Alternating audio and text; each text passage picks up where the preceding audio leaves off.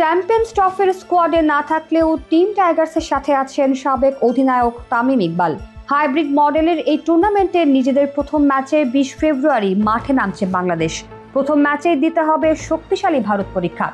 আর তাই হয়তো দলের মনোবল বাড়াতে ও উৎসাহ যোগাতেই দুবাই উড়ে গেলেন তামিম ইকবাল খান। এদিকে উদ্বোধনী ম্যাচে নিজেদের মাঠেই নিউজিল্যান্ডের কাছে ধরাশায়ী হয়েছে স্বাগতিক পাকিস্তান। যেখানে হোম কন্ডিশনেই নাস্তানাবুদ পাকিস্তান, সেখানে মরুর দেশ দুবাইয়ে কতটা ভালো করতে পারবে টাইগাররা তা দেখার অপেক্ষায়। নিজেদের প্রথম ম্যাচেই কঠিন চ্যালেঞ্জের সামনে বাংলাদেশ। টুর্নামেন্টে টিকে থাকতে উঠতে থাকা ভারতের বিপক্ষে জয়টাও গুরুত্বপূর্ণ। এমন পরিস্থিতিতে গতকাল দলের সঙ্গে কিছুটা সময় কাটালেন, উজ্জীবিত করার চেষ্টা করলেন সাবেক অধিনায়ক তামিম ইকবাল।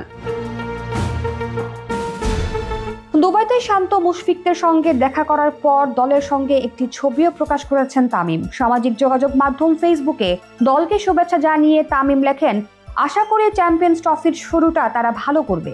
বাংলাদেশ দলকে শুভকামনা। এর আগে দলের সঙ্গে নৈশভোজ করতেও দেখা গেছে তামিমকে। সব মিলিয়ে দলকে মানসিকভাবে চাঙ্গা রাখতেই এমন প্রয়াস তামিমের। শক্তিশালী ভারতের বিপক্ষে লড়াইয়ে নামার আগে আত্মবিশ্বাসী বাংলাদেশের অধিনায়ক নাজমুল হোসেন শান্ত গতকাল সংবাদ সম্মেলনে তিনি জানিয়েছেন নিজেদের দিনে যে কোনো দলকে হারানোর সক্ষমতার কথা। সঙ্গে আরো যোগ করেন, জয় দিয়ে শুরু করতে পারলে আত্মবিশ্বাস পাওয়া যায়। তাই স্বাভাবিকভাবেই দলের প্রধান লক্ষ্য হলো জয় দিয়ে টুর্নামেন্ট শুরু করা। এজন্য আমাদের সেরা ক্রিকেট খেলতে হবে।